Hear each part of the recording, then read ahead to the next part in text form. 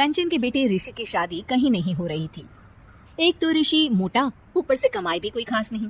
लेकिन कंचन को तो शौक था मॉडर्न बहू लाने का, और उसे एक दिन ऐसी लड़की मिल भी जाती है। हमें तो आपका ऋषि बहुत पसंद है, लेकिन मैं आपको साफ साफ बता देती हूँ, मेरी बेटी की शौक थोड़े से अलग है बहन जी। अरे बहन, हमें सब पसंद है। आपकी प्रियंका जैसी लड़की की तलाश मुझे कब से थी। जींस पहनकर अंग्रेजी में गिटर पिटर बोला करे। अरे बहन जरा सुन तो लो, मेरी बेटी के शौक क्या क्या है। अरे नहीं नहीं बहन, बस लड़की को देख लिया तो सब कुछ देख लिया। आप ना शादी की तैयारी करो, और वो जरा सामान की लिस्ट भी दी है ना मैंने। हाँ बहन जी, सारा सामान शादी से एक दिन पहले ही आपके दरवाजे आ जाएगा। मजा आ गया, मजा आ गया। अब तो बस आप शादी की तैयारी करो। प्रियंका के माता पिता के जाने के बाद कंचन का पति उससे कहता है, अरे भाग्यवान, तुम तो कुछ ज्यादा ही जल्दी दिखा रही थी शादी की।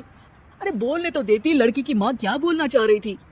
अरे आप चुप रहिए जी, कुछ पता भी है आपको, बस मुफ्त में बोले जा रहे हैं। मेरी दोस्त शशि की बहू देखी, लंबी पतली और पढ़ी लिखी, हजारों में कमाई और संस्कारी भी।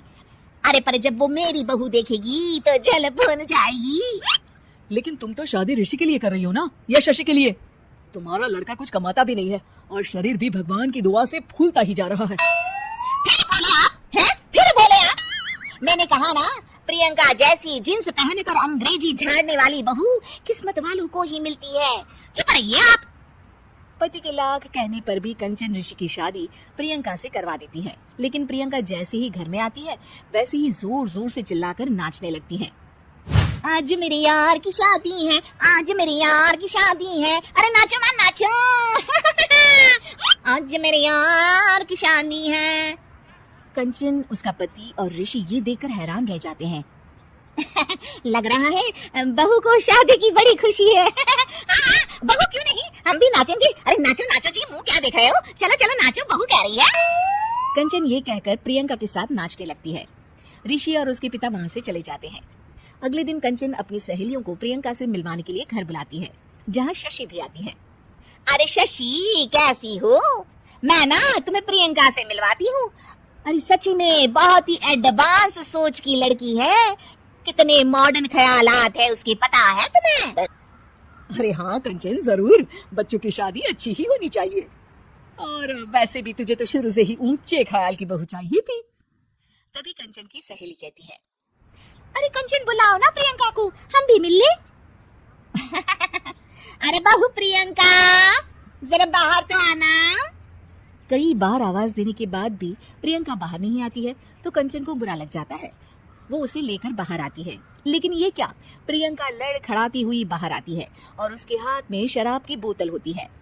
हालांकि शराब पीना स्वास्थ्य के लिए हानिकारक होता है, और ये हमारी किडनी के लिए बहुत ही खतरनाक है। लेकिन कंचन की बहू प्रियंका पूरे नशे में होती है। अरे इतने सारे लोग। ये कहकर वो शशि के पास जाती है। आंटी जी, पत्ते खेलेंगी, पत्ते। अरे दूर हो, तुम्हारे मुंह से तो शराब की बदबू आ रही है। अरे कंचन, माना तुम्हें मॉडर्न बहू चाहिए, लेकिन आधुनिकता का मतलब ये तो नहीं ना।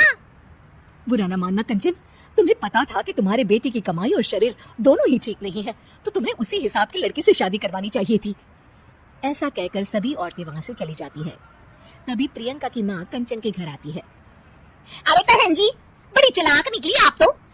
बिना बताए अपनी पियक्कड़ बेटी मेरे लायक बेटे के गले में बांध दी। ओए होए, बड़ी आई बिना बताए। उस दिन जब मैं ये बात बता रही थी तो तुम तो सुनने को भी तैयार नहीं थी। अब भुगतो तुम। ये कहकर वो वहां से वापस चली जाती है। सबके जाने के बाद कंचन अपना सर पकड़ लेती है। हाय रे, आधुनिकता की अंधी दौड़ में मैं अपनी संस्कृति ही भूल बैठी थी। अब तो राम ही बचाए मुझे।